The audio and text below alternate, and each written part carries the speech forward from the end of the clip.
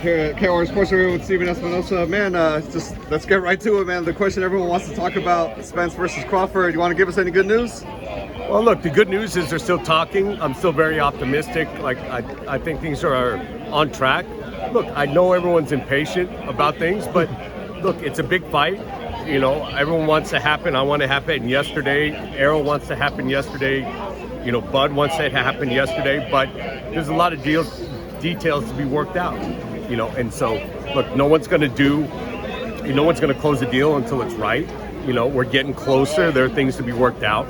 You know, there's a lot of people with half the story, a quarter of the story, 5% of the story who are presenting themselves as knowing what's going on. And quite frankly, it's just, you know, unless you have the complete story, you know, it's not even worth reporting. So the reality is, like, everybody gets a little tiny piece and they want to go and make a headline. Good for you, you got clicks. But the reality is, you know, things are still on track. Like, I can't guarantee it's done, but I'm still very optimistic. You know, the most important thing is Terence wants to fight, Errol wants to fight, everyone's aligned and everyone's pulling in the same direction.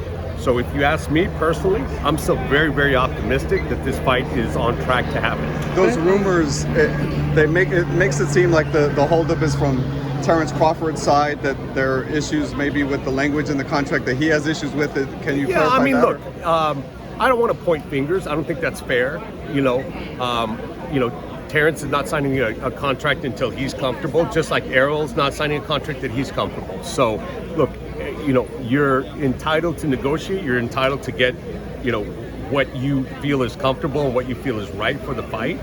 So I'm not going to point fingers and say, like, he's at fault or he's at fault. You know, it's a complex deal. It's a big fight. It takes time. And at a certain point, when everyone's comfortable, everyone's happy, then the deal will get signed and everybody will get what they want. It looks like November's out.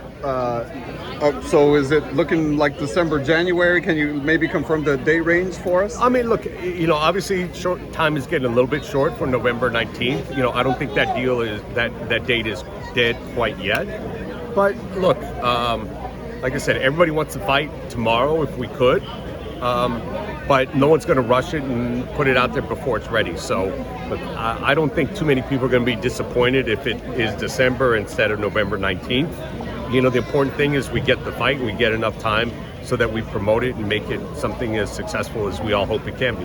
I just spoke to Floyd Mayweather. He pretty much said what you're saying. He said that the fight isn't going to happen right now, maybe in the future. I wouldn't say that. I'm not saying the fight will not happen right now. I'm just saying that it is, you know, these are normal negotiations. Look, it's a fight everybody wants and excited about, so it's under the microscope. But I'm not saying it's not going to happen. It's like 6 months away. You know, that's what it is. Look, things are happening every day. There's progress being made every day, and I think it's still on track. You know, I wish it could happen overnight, just like, you know, everybody does. Like, you know, there's nothing that everybody wants more than to get a deal done quickly. But these things don't happen quickly. Do you have any kind of backup plan in case things don't happen as quick as you? No, I mean, we're not even thinking or talking about backup plans, because there's one fight that Errol wants, there's one fight that Terence wants. So, like, there's no need to talk about backup plans. If in the unlikely event something falls apart, we'll talk about a backup plan. But nobody's got backup plans right now because we all are focused on plan A. Plan B, C, and D, no one's really thinking about or talking about right now. Stephen, can you rank this fight, this matchup, in comparison to all-time fights, comparison to fights of today? Where do you rank this? Because there's a lot of discrepancies on how many pay-per-views this matchup. Look, you know, I think I don't like to, you know, define things in terms of the amount of pay-per-views they're going to do. I think it's the quality of the fight. You have two undefeated fighters, two of the, you know, arguably top 2 or 3 fighters in the world.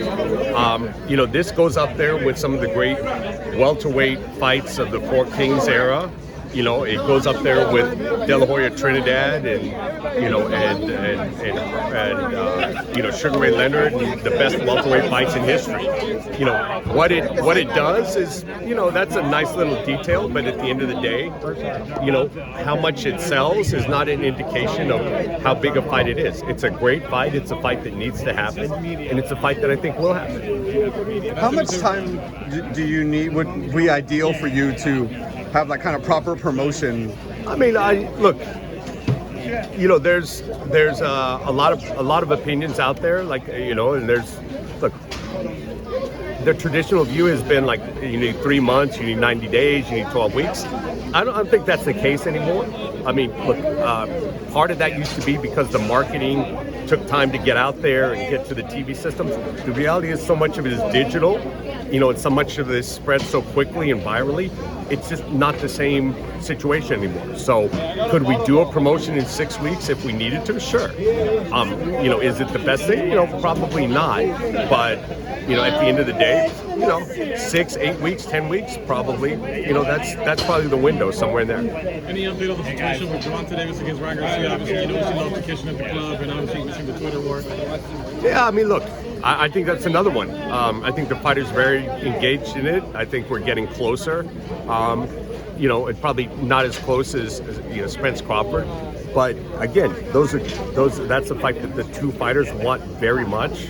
And that's the most important part, because if the fighters are demanding it, then it'll very likely happen. It would be a fight that would be just on Showtime, or you think you guys could have partnered with the Zone? Obviously, Golden Boy wanted that with them. I don't see any need to partner with the Zone. I don't know what they bring to the table. You know, they've been very active over the last 3 to 4 years. We've got a lot of fighters under contract. They never once came to us and said, hey, can we work with one of your fighters? Now all of a sudden, their U.S. fights are, you know, pretty much non-existent, you know, and now all of a sudden they want to work together. Okay, you know, where were you in the last 3 years? So, like, you know, shoes on the other foot. I don't see what they bring to the table. Contractually, is that not a hurdle though to overcome? Like, in terms you know, of like for Ryan's side or whatnot? If Ryan tells me he signed a contract with the Zone, that'll be the first time I heard it. Cool. Okay, We're rooting for you. Thank you, guys. Get it done. We're rooting for you.